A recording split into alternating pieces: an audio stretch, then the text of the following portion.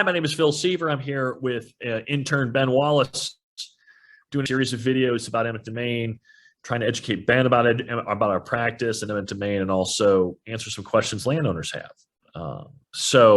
What is today's question, Ben? Yeah. For what reason could the state take my property? Oh, okay. Well, a lot of reasons they could take your property.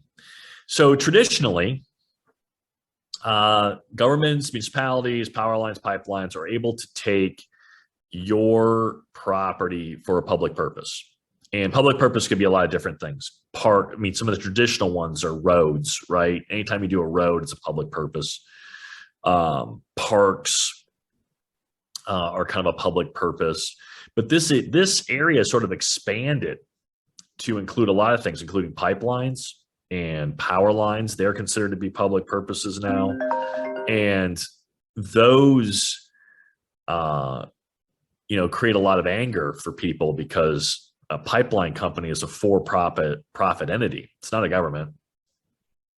Pipelines make money, a lot of money, and they're given this sort of extraordinary power to install pipelines and take people's land to do so. And that's because we have decided as a society that the provision of energy is also a public purpose. So energy and resources and the movement of energy and resources is a public purpose now in our society, and that allows them to take. So oil, gas, roads, parks, railroads, all public purposes. One of the things that comes up sometimes is, can a government agency, and this sounds totally contradictory to what we know in the United States. In the United States, we kind of figure, well, we own land, and I'm going to be a little cynical here, I think, in this next piece. Like, we own land, and you can't take our land. Well, if anything eminent domain has taught me is that you really don't own anything. The government owns everything, and they're allowed to take whatever they want. So for sometimes arbitrary reasons. So for instance, you may say, well, the government may just say one day, Ben, you have a nice house, but I'm going to take your house and I'm going to give it to Lilly so they can build a new lab. Or I'm going to give it to Simon Malls because Simon needs to build a new mall. And you may say, well, that's ridiculous, right? Why you get to take my land and then give it to another third party to do a commercial project? That can't be right. Well, you'd be wrong. They can do that. The Supreme Court said back in the Kelo case that governments can take your land and give it to a third party for commercial uses so they can make money off of your land, so long as it's an economic benefit to the general population. And this economic benefit test, I'm highly critical of it because the economic benefits are not something you can obviously point to and say it's going to be an economic benefit. It's kind of like when they build a brand new stadium and spend several $billion building a brand new football stadium, and they argue economic benefit. Well, these are all just sort of really squishy numbers. Nobody really knows what the economic benefit is. The economic benefit is to the person building the facility and who gets to own it afterwards. So they get to build, the Supreme Court of the United States has said that's something that can be allowed. Now, there was a huge reaction to this case. All 50 states passed their own law saying, hey, whoa, pump the brakes on that.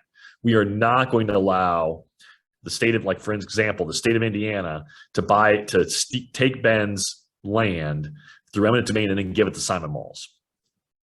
So Simon can build a new mall. That we're not going to allow that. So Indiana, along with all 50 states, has some reaction to that. But the federal law of the land right now, the Supreme Court's law of the land, is that's allowed. But the states have curtailed that to varying degrees in the different states. So we've seen that here in Indiana, where and other jurisdictions as well, where folks have sort of where condemners have tried to take private land and give it to third-party commercial uses, and we fought that both in Fort Wayne and in northern Indiana. So it does happen, but generally public purpose, and generally 99% of the time, whatever the state is doing is going to be allowed. And I think that's a big takeaway here. Absent all my discussion about Kelo and sort of the outrage associated with that, the idea is that in almost every instance, the state is taking for a valid purpose and will have a right to take.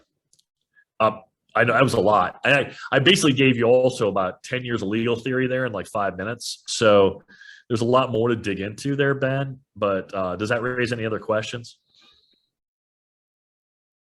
Yeah. So let's say you have two similar cases. One is being taken for like public use, or one's and the other's being taken for economic benefit. Would you get like better just compensation for the economic benefit one because it's being given to a private owned company? Yeah, in Indiana, it's a really good question. In Indiana, part of the test, if you're going to take it and give it to somebody for economic benefit, is that there's additional compensation provided to the landowner. But Indiana, like a lot of states, has made it extraordinarily difficult to do this. There's a large list of tests that they have to qualify for before they can take somebody's private land and give it to like a Simon Malls or some other developer. But if it does pass all these tests and all these hoops you have to jump through, then there is additional money for the landowner as well. So yeah, good question. That's by statute, attorney fees, et cetera. Yeah, it's a pretty powerful statute. And I think that's very similar in all the 50 states, right? We've run into this issue a couple of times in other jurisdictions, and similar laws exist in all the 50 states. Anything else? That's it. Okay, thanks. Great question today. Really good discussion.